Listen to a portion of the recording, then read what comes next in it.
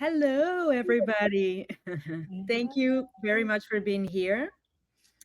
Thank you to Women in Sales for inviting me to moderate this insightful panel today and for fostering this incredible community.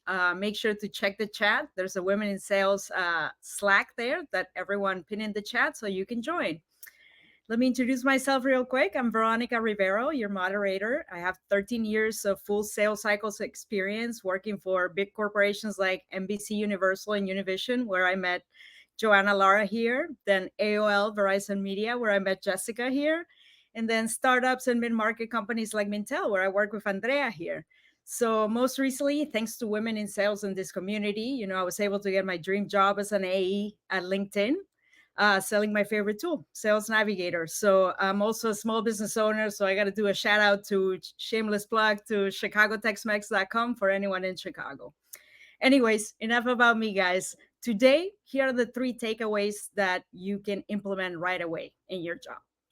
Number one, how can we network like a pro, right? Even with that awkward coffee chat or quick sync, right, with your skip level, how can we build those real connections so you don't feel like you're selling your soul trying to get a promotion? Two, I like to call it my brag sheet basics, right? Think of it as your personal pitch deck or your 60-second elevator pitch or sell. We're going to cover exactly what to include there so you're always ready to show, and share your value in passing or wherever you are. And then three, let's make it happen, right? You've got the goals, you got the plan, so let's put it in place.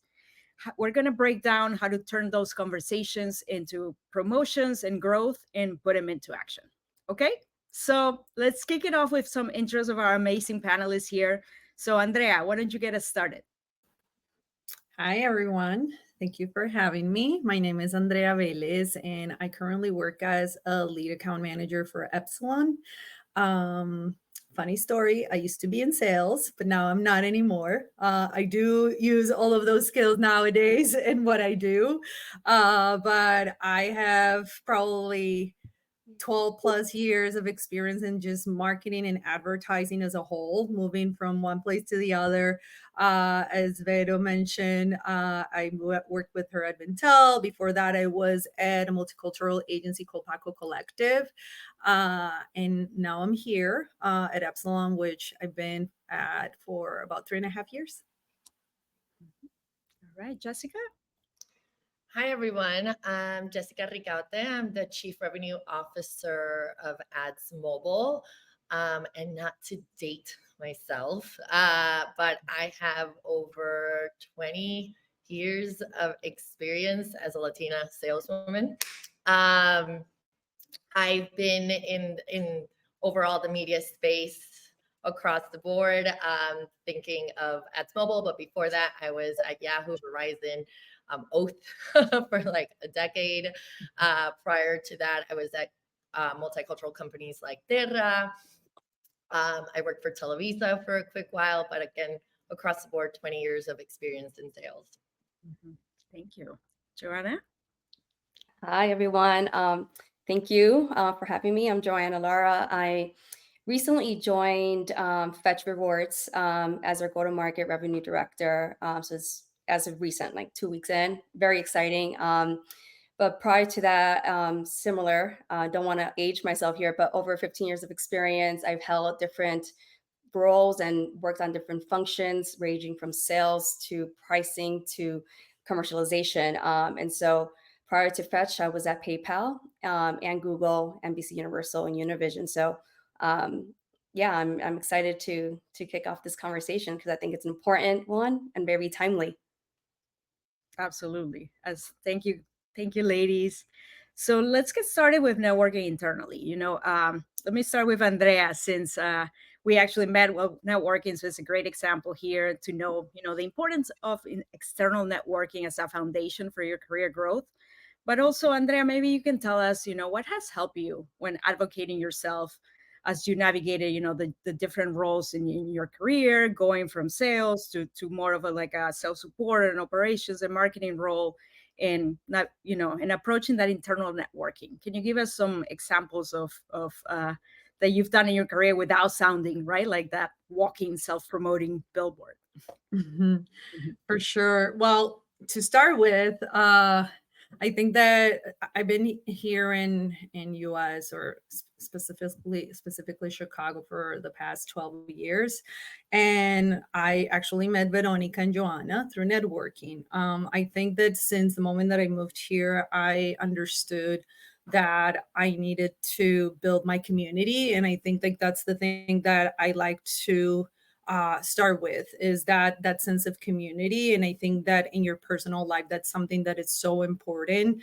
And then from there, what has helped me is that I've been able to get comfortable with being uncomfortable. Like that's the first thing you have to think about if you want to start growing in your career, whether it is because you're going to be networking outside or you're going to do it internally. For me, networking outside of the of organizations was what got me comfortable about talking about myself, but also getting comfortable with being helpful to people and asking for help. So I think like that's how I started building that muscle. When I moved here, I was suffering of a lot of like imposter syndrome, and I think like that, I don't know if that ever goes away, but when I moved here, it was like just like all over the place for me. And so when I got comfortable just building all of these connections, but also having a relationship of reciprocity with people outside of where I worked, that helped me build that muscle for me to then start advocating for myself internally. Now I was used to talking about a little bit about my accomplishments, about like building those conversations. And then from there, I think that what has helped me advocate for myself internally, especially as you're like networking with people from the organization, is just being very curious. Like if whether it is from like talking to someone who is above you or someone who is in another team, I think like approaching people to just like have just coffee chats, it's so important to think, to just say like, what are you working on? How are you being measured? Like what do you do in your day to day? Because then I feel like that in a very organic way opens the opportunity for you to talk about your accomplishments and how you solved for that same issue but in your team. So I think like that's how for me it started from the outside to the inside, because I was really bad about talking about myself or advocating myself for myself internally. But that's how I typically have approached both. Mhm. Who wants to go next? Jessica or Joe? Sure, I'll go. Mhm. I think I couldn't agree with you more. So the way I approach networking is, I think there's, first of all, networking is an art form. Let's Mhm. start with that. Just like sales is an art form, networking is an art form. For me, I think there's two types of networking internally. There is what I call the direct ones, and then the discovery ones. And what I Mhm. mean by the direct ones are kind of, you want to get promoted, or you're curious about a team, right? So now you're reaching out in hopes to get more information, right? The goal there is to meet more people and get more information, because Andrea, like you say, it's all about being curious, right? So you're reaching out. I also think in those moments, it isn't about selling yourself at all. It's about curiosity. It's about building a connection. It's about showing up, right? So whether that is coffee, and by the way, you could easily email a leader and a team and be like, "Do you have 10 minutes to have coffee? Would love to learn more about you." And that's exactly what it is. Learn more about you, right? You're getting information. And then discovery is more when, for example, you are joining an ERG, or your company supports, they do the sports teams and you join those. And it's really about mass approach, right? So you want to meet a lot of people. And in those, there's a discovery. You can learn about different divisions of your company, and that's exploratory. You might come up with ideas or learn about teams you didn't know about before. And that really is about building your network at a high volume. But I do think it all starts with being comfortable, which is, you got to be comfortable in the uncomfortable. And the best way to do that is to lead with curiosity, but authenticity as well, right? You need to know what your strong suits are. And you don't go brag about it in these conversations, that there's a time and place for all these. First, we connect, and as conversation happens, as you build that relationship, that curiosity becomes a two-way conversation, right? And you're able to plug in what you have done, how you could be a resource for them, and how you can mutually benefit from this partnership, because that's what networking really is about building a bond with somebody, and it's a partnership that continues for your career. Absolutely. Absolutely. Joanna? Yeah, I mean, I echo both you and Jessica and Andrea. Like, it's funny how we call it discovery. I tend to call it like, which is good. Which is great. I tend to call it the first degree and second degree, right, in terms of network, right? Because your first degree are people that are closest to you, right? The second degree is those who perhaps you meet through your first degree, right? And so that's where your discovery happens.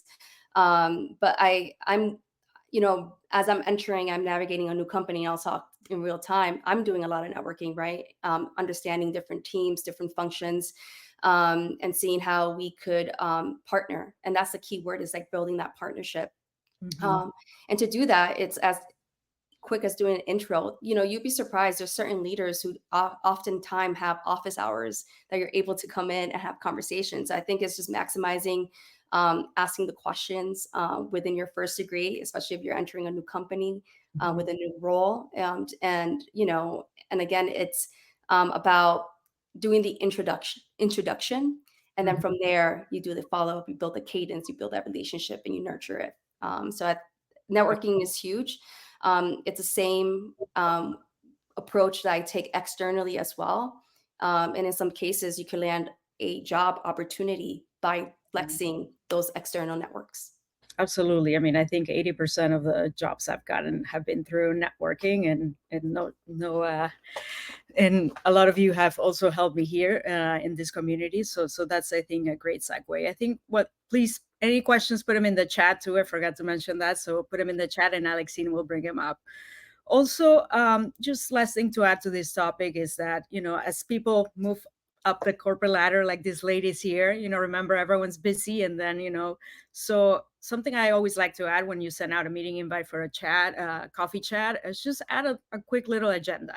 I would love to learn how are you being measured as a leader? Maybe how I can help, right? Or these are some of my strengths, so that it's not just a person repeating themselves all the time. Or maybe if there's two of you that are new at the company, do it together. The leader would really appreciate that if two of you jump in, and because you may have similar questions. So that's something just to add in there.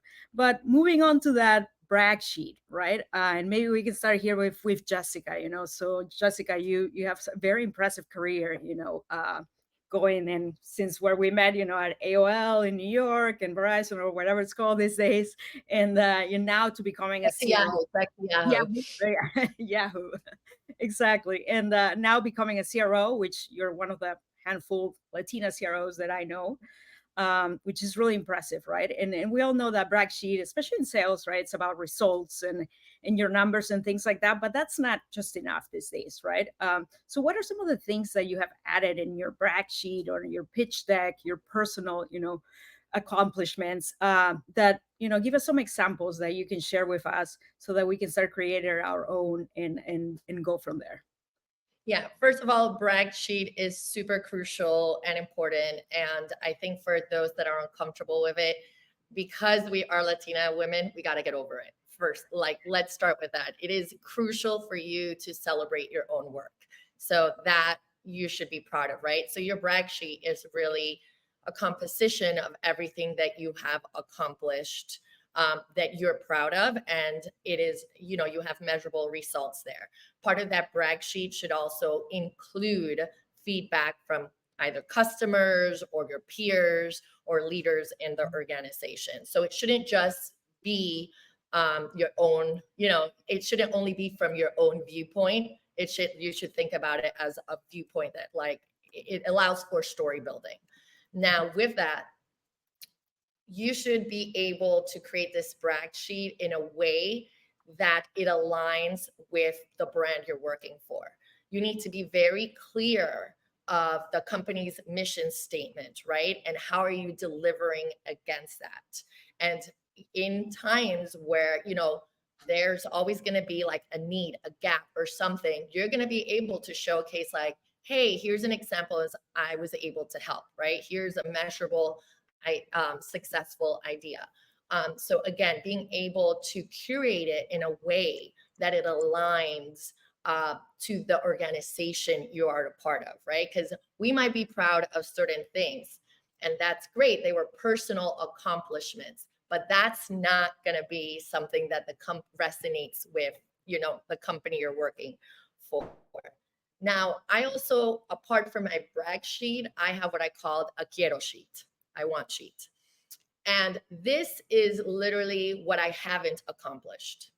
These are things that it could be of time that I haven't accomplished, or because I lack resources, I lack experience. There are myriads of reasons why I've not accomplished. I'm a mother of two. I don't know. It could be a million reasons why I have not accomplished these. But I have to say that a lot of that quiero sheet comes out of conversations and collaborations with the teams in the organization. So that's where that networking comes into play. I have discovered new roles. I have discovered new people. I have ideas based on what they have been doing that could help, but it might not be in my, it cannot be in my role, but it's still areas of interest and it would benefit the company. Now, I think it's important to have both of them. So when you're having conversations with your leaders, like conversations about getting promoted or conversations of it's your end of year review, right? You could pinpoint easily into, hey, this is what I have accomplished, but this is what I would like to do next. It can't just stay like, I did this, I'm great. It's like, how is that going to make a change in your organization? And this is how we could take it one step further. Absolutely. Thank you, Jessica. It's very helpful. Joanna, I know you have also a very impressive career. You've been at Google in sales, you've managed teams at Google, you've changed functions at Google and in other places. How did you do that? Or even other examples in other companies, right? Like, what are some of the things that you brought up to be able to get promoted in such a competitive environment, right? And then also even change functions, manage teams, and get to where you are today. Yeah, I do think that the brag sheet is very, crucial. I think socializing your work, right? Because no one's going to socialize it for you, is very crucial in any company, right? Any company. And I will say, I worked in several different companies and all of them have different ways to approach it. But I think socializing your work, building that reputation, that cadence, having people champion you. So again, you could be socializing your work, but it's even more impactful when someone hire or like cross-functional leaders adding feedback or socializing it with you, right? So I think that's hypercritical. I like to think about like, what's your personal brand, right? And what do I stand for? Because I think feedback is a gift, right? And if I'm thinking I'm reliable, I'm resourceful, I'm extra, like I want to ensure that my stakeholders, whoever I'm working with, see that, right? And so as you think about your brand, your brag sheet, or your one slide that talks about your personal brand, I think it's all encompassing. I've personally love to when I've led teams, I say, okay, what beyond the work that you're doing, what else are you doing? What else have you accomplished, right?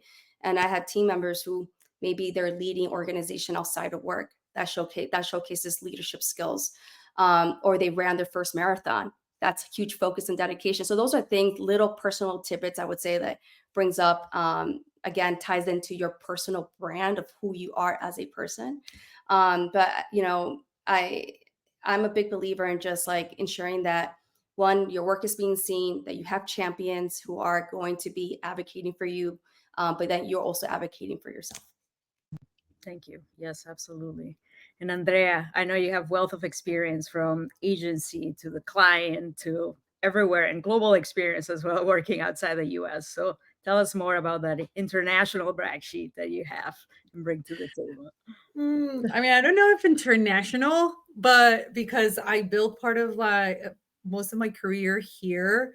But I think that one thing that was definitely an obstacle or an opportunity for me is that no one knew the companies I worked for. Like no one knew anything that came before I moved here. So I think like it was so important for me to build a brag sheet for myself. And I keep tying it back to to the part of networking, because I think that when I moved here, it was so important to be curious about like speaking to people that were doing things that I wanted to do, so I could understand how to position myself and start kind of like building that brag sheet for myself as I was looking for roles. But internally, and especially where I work today, one of the things that I do, and this goes back to what Jessica and Joanna were saying to in some capacity, is that in my Outlook, anytime that they send me compliments about a job well done, anything someone said about me, or something where if in the future I start documenting things I don't remember, I have a folder within Outlook where I start like flagging all these things, and I just like put them away. That way, anytime that I go back to maybe to my mid-year review or end of year review, then I have all of those tangible things to go back to kind of like build my story. I think that's something very interesting and that I love about Epsilon, for example, is that in the division of our business, we have a sheet which if you're a leader, and if you can like build this for your teams, it's been my game changer for me, because within our account management organization, we have the tiers of the different roles. So account management specialist, account manager, senior account manager, all those tiers. And within that, they lay out for you all of the skills that you need. And then the type of like skills that you have to build to go to the next level, but also the level of responsibility you will have. So think about that as like when you want to move to the next thing is a no-brainer, because you already have the list of things that you know you can do well and the things that you have to work towards, because that is something that you didn't have it available to you. And I think going back to what Jessica was saying, a lot of times when we want to get promoted, we just think that everything we're doing is like we are deserving of the promotion. But are you bridging like your story with the story that we have to like tie back to with the company? And for me, part of that, if you don't have a sheet like the one I just talked about, is having a conversation with my boss. I have a great relationship with my boss where I told her like this is what I have, I'm working towards, and this is part of like the second conversation, but where that brag sheet comes into place is that I asked her, like, what are the skills that I have to work on in order for me to continue working to the next, to go into the next thing. So I think like understanding, being very self-aware and knowing your blind spots and being able to ask those questions, it's also going to help you continue building into that brag sheet. Because to me, this is not just about getting promoted at where you work, but in my case, when I transitioned out of sales, it was about how do I use this brag sheet and this information to turn it into something that shows my transferable skills. Like now I'm not going to be in sales. So like how I'm going to build a brag sheet that is going to help me like position myself for another role that is very different from what I was doing. So I think like that's how I've been like navigating that part. No, thank you. Absolutely. That's a great point. And I think keeping in mind the umbrella of, like Jessica was saying, and Andrea, the umbrella of the company you're either applying for, right, or where you want to get that promotion. So for example, it took me a few tries to get a job at LinkedIn, but then once I finally figure out that what they were looking for, even before applying, right, their principles are leadership, leverage, and results. So when I was building my resume under that umbrella, to showcase that and then having conversations, right? So for example, of course, results at LinkedIn or in sales is quota, right? But not just quota, right? Like, did you close the largest deal in your segment, or did you do a pilot that no one's ever done? Leverage. I'm known for being that person that if someone needs a demo of Sales Navigator in Spanish, guess who is fluent in Spanish, right? I'm probably the one or two people that are able to do that. So the team knows that they can leverage my help on that. And leadership, are you part of an ERG, right? Are you leading a networking event? So these are just some specific examples that you can use to either get a job at any of these amazing companies that we have here, or get a promotion, right, within your network as well. So thank you, ladies. So moving on to actually bringing up those conversations, right? Like we got the sheet, we got the bullet points, we got the 60-second elevator pitch if we run into, a leader in the elevator. So how do you go about, bringing up those conversations? How do you approach it? And maybe we can start with Joanna this time. Yeah, I think timing is very crucial, right? I mean, you definitely don't want to approach it when a manager is stressed or overwhelmed, or so timing of it is very crucial. But I think you should be starting the conversation from the moment that you start a new role, or or if you haven't, it should like the start of the year. Like it's that conversation should be happening all year long. It's not like a one time only ordeal. Um, and from my perspective, I would say it's about providing what your aspirations are, going in with a concise, compelling pitch, if you want to call it, because I feel like everything is in sales. Everything is in sales. I'm in operations, but I'm constantly selling internally to the board, to everybody. So, um, if you're thinking about it in that lens, it's like highlighting what your current aspirations are and what your future aspirations are. So, what's your short-term goals, what your long-term goals are, and being open to feedback, right? And I think feedback is the hardest, right? Because sometimes you say, I'm open to feedback, but you don't want to hear the feedback, right? And so, I think really going in with that thought and that mind frame of like, I'm going to be open to feedback. I may not like what I'm hearing, but this is a space of just being open, being a learner, being a listener, and just taking it in and trying to see how I could apply it as I progress. Now, Andrea's pointed a good point earlier about like certain companies have these like specific criterias per level, per role, per everything. In some cases, some companies don't have it. So I think it's crucial, like as you're having those conversations, is what does it take? Like even if you're interviewing for a role, like I think if you're interviewing for a role, you should be asking those questions up front. What's your top performer? How is your what are some of the skills that your top performer has in your company? You know, and just taking that in and seeing, okay, like how does that correlate with some of the skills I currently have, or what are some of the areas that I may need to improve on or learn or refine. So I think again, bringing up conversation or promotion is a year-long thing. If you haven't, I encourage you to start. It's never too late to start. And if you're starting a new role, you need to have that conversation during your interview process and on your day one, because I think it's important to have a baseline. Absolutely. Thank you. Yes, I think planting the seed is really important, even as you get started, right? Like, where do you want to go next? And then just letting it know in a subtle way from the beginning. So Yeah.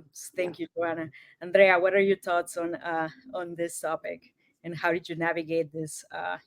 For all the promotions that you've had in your career. I think that I completely agree with Joanna about timing. I think to me is a combination. Timing, definitely. I think that having great leaders around you helps a lot, because then this conversation turns into something that is natural to have. Because let's say you already have your brag sheet, you already have your case made, but these conversations need to happen either early in the process of you working towards like that promotion, or it has to be something ongoing. Because if you're working towards the skill that you need for the next role, then that's going to take sometimes time. And if it could be also that you're working for the next cycle of the company, because for example, there's companies like mine where a lot of these things don't happen until like February. So like if I know the timing of how things work in the company I work for, then I can work towards that or around that. So I think that that's important to have in mind. But also what Joanna was saying about being open to feedback and the things that you have to work on in order for me to work towards like what's it gonna take for me to go to that next step. And so I think like this conversation like opens a possibility also for you to explore things with your boss, where if you have aspirations, maybe the next thing is not that next promotion that is within your team. A lot of times if you work in a company big enough where you have different departments, and like me, you want to do a transition, if you have a great boss, that person, if they listen to you and they're mentoring you through the process, they're also going to help you navigate that part, so you can then figure out what it takes to move, and how are you going to then leave your team in a good place. Like, so kind of like socializing all of this is going to help put things in the right place. And then you will get feedback about timing and making things happen. Jessica, I'm sure it took some time, but you're there. You're a CRO, which is fabulous. Tell us a little bit about those steps that took you there. So I agree with everything everybody said, right? And I will tell you that I didn't have a direct path. So first off, like, let's be clear, nobody has a direct path to the career that they want. That is very, very rare. There's going to be failures, there's going to be wins. So you have to embrace all of this, and that should still be in your brag sheet. Every failure is a learning opportunity. So let's level set with that.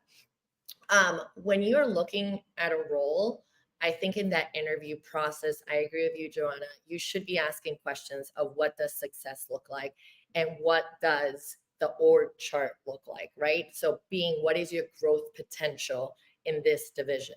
What are you aiming for? Because you should go in doing your job, but you should also be thinking what's next, right? That doesn't mean necessarily that you start day one being like, I'm working towards a promotion. You're there to learn your gig, but you know what you're working towards. Now, as the year progresses, this is when you meet with your great leaders and you have conversations about your own personal goals. Now, I believe it's not just a conversation, it's about writing them down. I'm somebody that believes in like checking things off the list. So write down what your goals are. And that's because you're going to be able to reference them, right? So you could touch on them quarterly if people have the time, or it depends on the type of conversation and relationship you have with your own leadership. But being able to have those goals and then being able to understand how you're gonna progress towards them, and then having that continuous conversation. Now, I myself have like a weird journey into this particular gig. It took a decade, which I know sounds a lot. I know many of you might be sitting there being like, oh my God, it's like Sex and the City when Carrie says, she's been dating big 10 years to get married and everybody's shocked. Yeah, that's me with the 10-year trajectory for this particular role. But what I mean by that is I started at this company 10 years prior to now, right? And by the way, that was me trying to do the mental math. I'm sorry. I started 10 years ago. I started when the company started in the US. It was new. And to be honest, I had some difficulty at that time, meaning it was so new. We worked so hard. We achieved so much, but I was so burned out. So I raised my hand and I told the CEO my feelings. And I was like, I love what I'm doing. However, it is not for me at this stage in my life. I cannot give this my all anymore. So I am going to exit, but I'm giving you time. And he kindly said, let me help you. So he actually knew companies that I was interviewing or interested in, and he helped connect me. And we talked about those different roles, which, by the way, I know it's not the norm. That's why I'm saying this was my path. But that's how I ended up at Yahoo. We agreed that what I needed next and what I was seeking for and what they provided met my needs. So I went off there, and from there I kept on going. And then when he was ready to launch a certain product in the US, he called me and he was like, listen, based on where you are now, I think you're the right leader for this. It's time for you to come back home. And we had what that conversation would look like. But in that decade, we stayed close, right? Like he became a mentor. Mm-hmm. So that I left the space, I left his company. We left in very positive terms. 10 years of building that relationship, anchoring on what our needs were as individuals or what the industry was shifting in those conversations. And then, it paid off. Now, throughout that time, it wasn't like I had quarterly check-ins and goals, but it really was about having a deep understanding of what I wanted to do next and how was I moving. And he was helping me in that process. But I know it's unorthodox, but I really am a huge advocate of be clear on what your brand is. Be clear on your organization's need and have authentic conversations with your leaders. When those leaders become not your mentors, but they are the people that are your allies, right? The people that are pulling you up when you're not in the room, right? That's the transformative moment when you're not in that room and people are like, we think Jessica would be great for this. That's what it is. But you need to be very, very clear on what your brand is and have like an authentic projection and honest conversations with your leadership about that throughout the year. And to your point, Joanna, it's not a one-time conversation. This has to like, you keep on building and building and building on that. Absolutely. And don't be afraid to be yourself, in the process. Oh no, that's what you want. I always tell my sales team this. A lot of us are selling the same thing in this space. And I know that's a complex thing I just said. But the reality is there's nuances. Somebody does it better, performance. But, a lot of us are technically doing at a top level a lot of the same. You're also selling your brand. You're also selling your personality. People want to work with you because you're a go-getter. You're a problem solver. Like, what is your brand? What is it that you're bringing? And that comes from always showing up authentically to every conversation. Absolutely. I think that's a great, an example of that is like, for example, one of the leaders at LinkedIn recently, that we have the Univision account. And of course, having worked there, I know like, I don't know, 100 plus people. And from that list that he had, there were like at least 15 people. So he reached out to me to connect with them, leverage those relationships. And I'm like, he's like, because someone actually, got promoted on his team. So there's an open role. So I was like, hey, just, and I like joking. That's my personality. So I was like, what about, if I take over this, like, you can hire me and then then I can run this account, oh, and by the way, I'm fluent in Spanish as well. So of course he laughed, I'm not, again, there's protocols and procedures, of course, in a big company, but now I planted the seed and he was like, oh, that's a great idea. Let's grab lunch with this VP next week, or let's do that. And now, before we just knew each other from the office. Now he knows who I am and my background, and just planting the seed, like using my own personality, joking, but also joking, every joke has 50% of truth, right? So, so a little bit of that, just to give you guys some examples of how to plant the seed. Hey, listen, if we're going to be on some uncomfortable calls with each other, at least make them fun. You want some personality in there, right? Like, Absolutely. Can I just add one last thing on that topic? Is like, as you're thinking about what is it going to take for me to get promoted, you have to understand the process. Each company has a whole different process of what that looks like.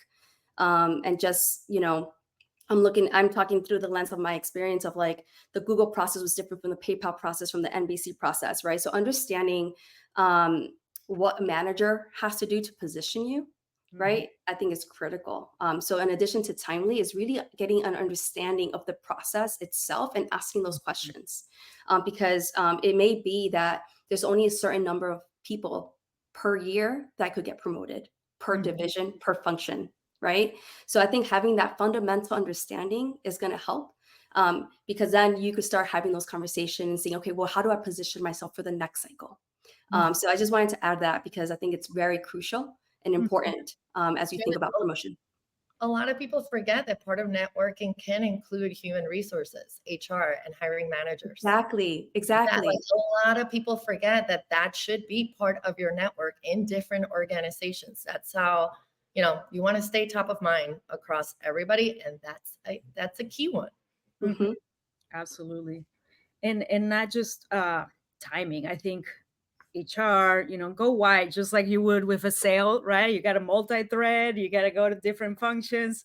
Think of it, I think we talk a lot about this in the Women in Sales, different chats, like treat of it as you're building your pipeline, right? You're building your pipeline to sell that deal, right? So it's not just the CEO and the CRO, but you got to, get the rev ops, you got to get CFO approval for that headcount.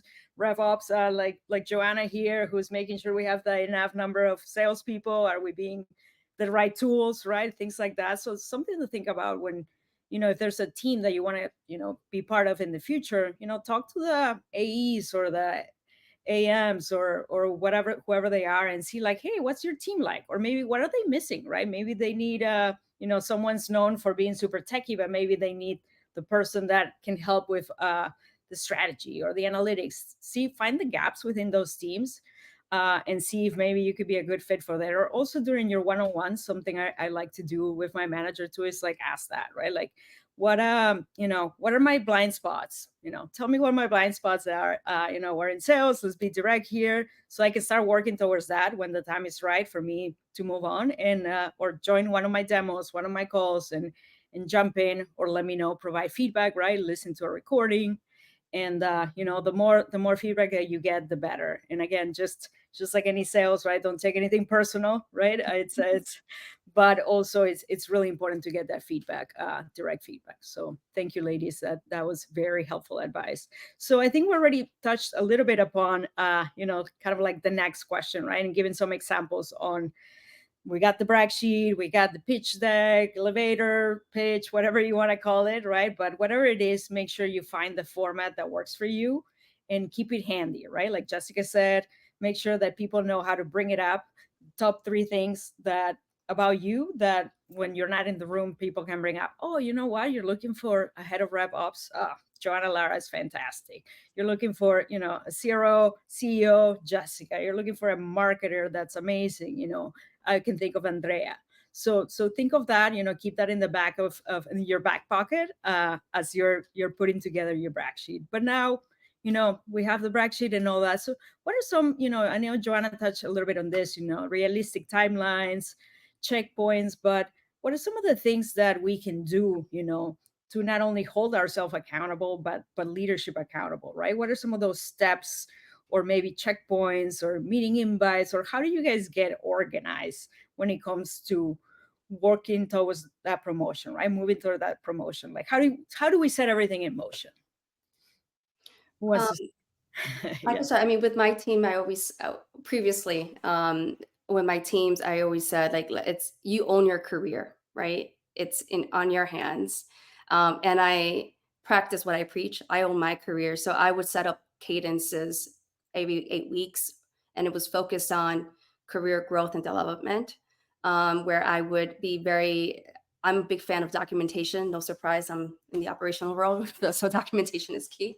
But look at it from a program management perspective, right? Like you are tracking the progress of whatever it is that you both mutually agreed on, right? Like if it takes X, Y, and Z to get promoted, what have you been doing to make sure that you're upskilling yourself or learning or refining or improving? And so I think, scheduling and not be afraid of scheduling a focused one-on-one that's focused on career growth and development, which should be separate from your one-on-one, right?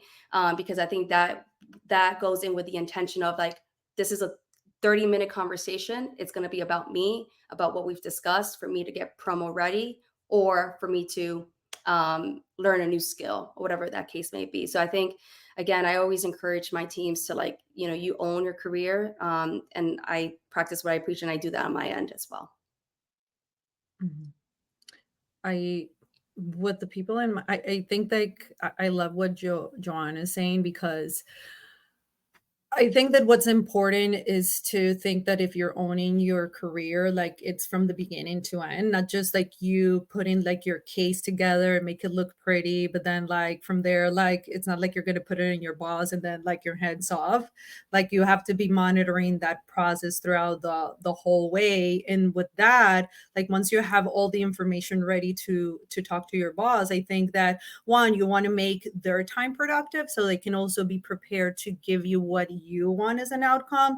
And so I go back to what Joanna was saying about like it is a conversation that is separate from your one-on-one, but then in your regular one-on-one, like just allocate a few minutes where you say, hey, like I would really be interested in us like talking a lot more about my career path, and I would like to bring this to the table with you.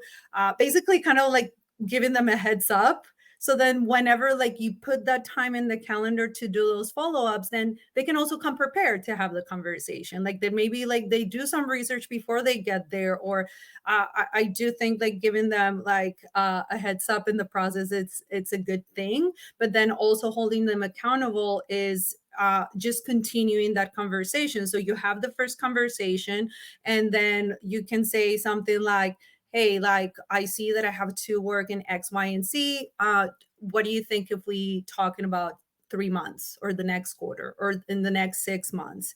And so I think like just keeping that continuity on the conversation so you can hold yourself accountable and your boss accountable too. That's like usually how I would go about that. So on my end, I agree with everything. I'm gonna throw another layer in here. We all work in organizations that are have been affected. We all know there are things like layoffs. You know, there's a couple of different organizational changes that affect promotions, right? So you might be working towards something and that might be disrupted. That does happen, right? And it's unfortunate, but it is the reality of where we are.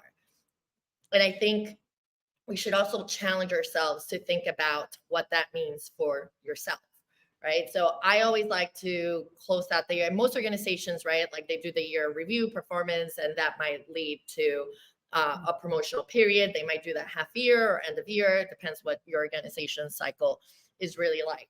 However, this might be disrupted, right? And I think your brag sheet, that's what it's there for, right? You did achieve and accomplish these things. So one, there's a different conversation from being promotion and a pay raise, right? So you still achieved all these, your accomplishments are there. You helped an organization. You are still, a member, a valuable member of this organization. So one, just because it isn't time for a promotion, you're not able to discuss pay raises. So I just want to separate those because I think as Latina women, sometimes we have a very difficult time having discussion about money without it having the title attached to it. So these are different conversations and you should not be fearful of having them. The worst that happens is that somebody says no, but they knew you wanted it. So when there is the money, the company does have funds, guess what? They knew that you were looking for part of that funding. So think about it as like you trying to fund your own project, which is your own brand, right? So these are conversations that should always be happening. But I don't think there is a right time or a wrong time to talk about a promotion. I think you need to keep on having that conversation. What I also think is if you're not getting the promotions and you have put in the work, you have to think about, is this time for me to leave, right? That's also part of a promotional conversation. Yeah. I had that moment where I knew I was doing enough and I was doing great work and I was about to get the next step, but it was not for me, right? So a promotion doesn't necessarily mean the next step up in your division. To Andrea's point, it can be, you can move into a different portion of your company, or it might be a similar role. I mean, it might be a lateral move into another sales organization where the culture is more of what is in tune with you at the time. So that conversation of promotion, I think you need to have it with yourself first, right? You have your brag sheet, what you've accomplished, and the third one is your feelings. I know your feelings, but like really, what are your feelings? Did you feel accomplished? Does the company fit your needs? Do you want to move on? And you need to be prepared internally for this before you go to your leadership and have these conversations. Which, again, you should be having them. But I think you really need to go ready, understanding what is next for you, have the conversation and embrace the feedback as well. And then from there, you kind of know what is next. Absolutely. And it sounds like, that's a great segue into our Q&A, because that was a question that actually came up. Someone looking to move from a BDR role to an SMBAE, and, the manager says that, yes, I want to bring you in, but we don't have the headcount currently, right? So this person asked for advice. There we go. advice to how to consider sticking around us. So I think Jessica really touched upon this, right? Of course, it's a personal choice. I've been in those shoes, Kimberly. I've been, like told that I was gonna be offered a promotion, and then the whole team got cut, and I was part of a whole, restructure. So you got to put yourself first, but also always have, plan B and C, and make sure that you have, that you have that kind of like in writing, or put it like, okay, what is the, when is the next budget season internally, right? For headcount. When are we meeting with Joanna Laras at my company, right? Who are heads of rep ops and are looking at headcount and costs. Is it calendar year, right? October, November? What's our fiscal year? Make sure you know all these things so that you can make an informed decision. But is there anyone else that wants to add to Kimberly's question here? Any advice? We've all been there, and it sucks. So let's start with that. It's just, it happens, and it's, again, if it was just about your brag sheet, we would all get promoted, because I really strongly believe in the power of Latina women in sales. So if it was for your brag sheet, we would all get promoted all the time. But the reality is, we work for organizations that have needs, and we have consistent changes.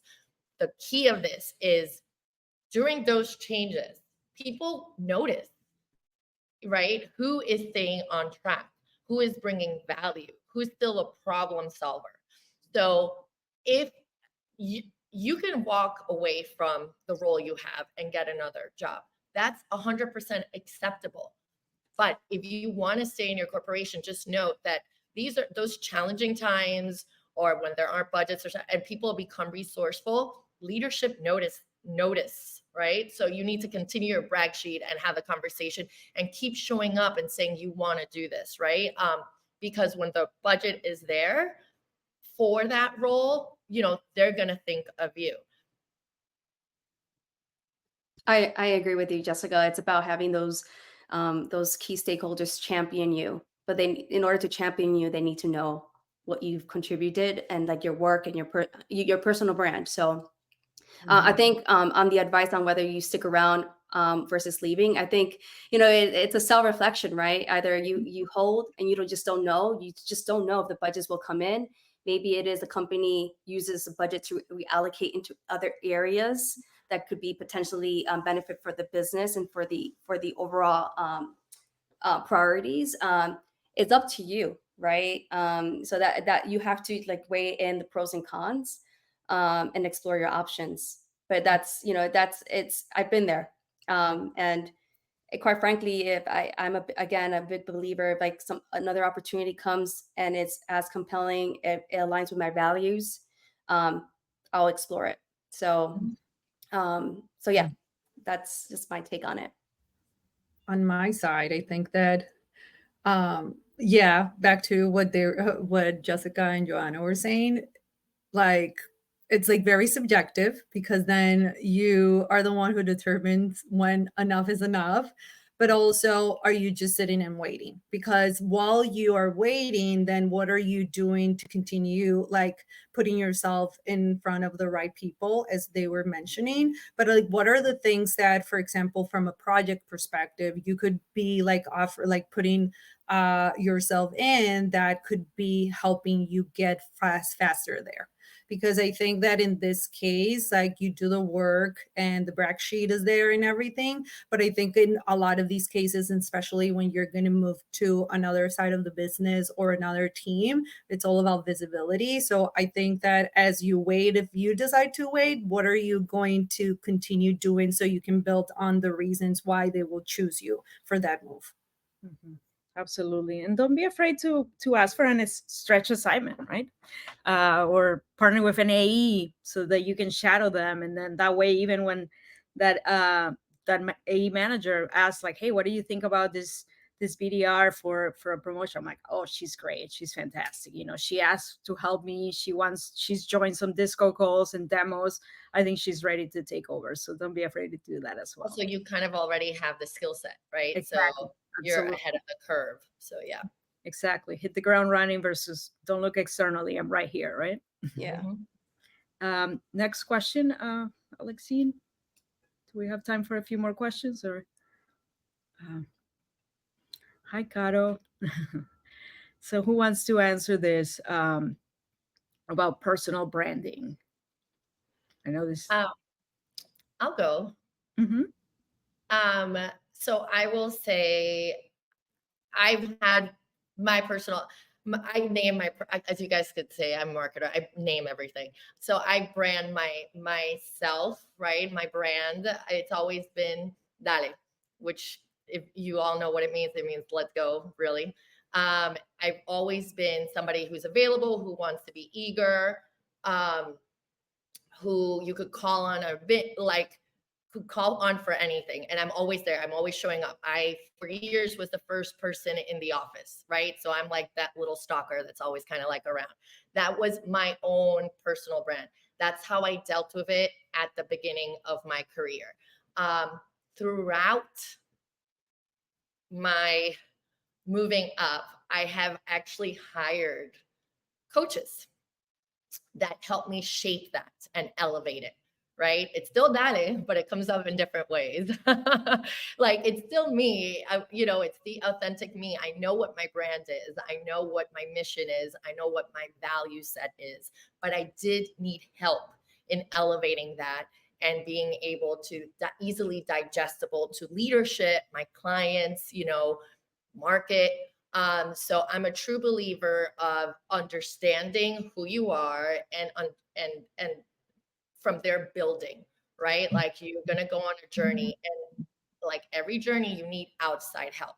For me, it was having career coaches that have been able to help me, but also my mentors have also provided feedback that I have taken on into this. Yeah, thank you, Jessica. And I think I want to get into, I don't know if you have a couple minutes for this last question. I think since we have the right people in the room, I love to address Daisy's question about any advice on the best approach for pivoting careers. I know many of us here have done that, but I would love to hear from one of you on any high level thoughts since we have a couple minutes.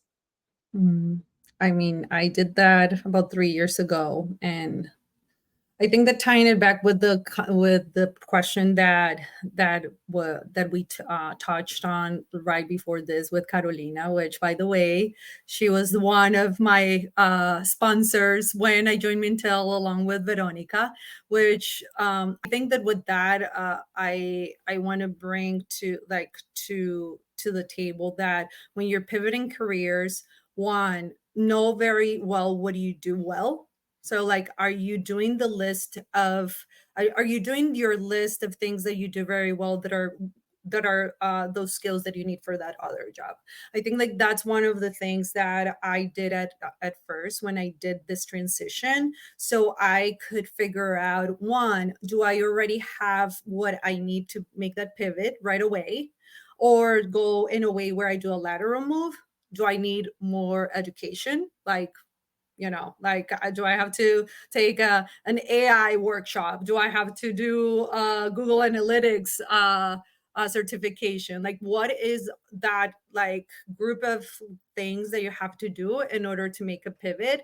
And then in that same token, I think that, again, going back to the power of networking, is that it's very important that if you're going to make that pivot, are you tapping into that people in your network that are already doing what you want to do?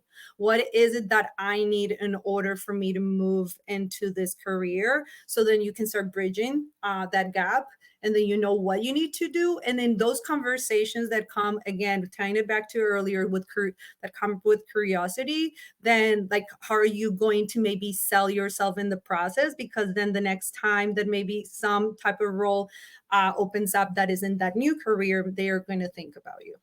Mhm.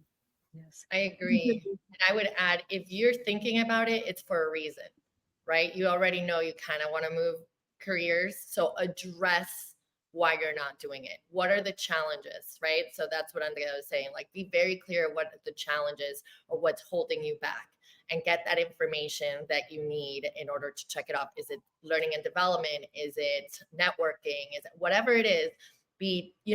Go off the list, and you will know at the end, okay, this is something I really want to do or I don't want to do. But Mhm. my experience is, if you're already thinking about it, it's for a reason. It's mostly of how do we get you there. Mhm. So I would echo everything Andrea said. Well, thank you so much, ladies. Thank you all. I know we're at time, so I want to thank our amazing panelists. Please connect with us on LinkedIn, and also I hope to see you all at a future Women in Sales event. Any questions? I'm sure we'll see you on LinkedIn as well in the Women in Sales Slack. Thank you, and Thank you. good luck, and Thank let's all get you. promoted. Thank you. Bye.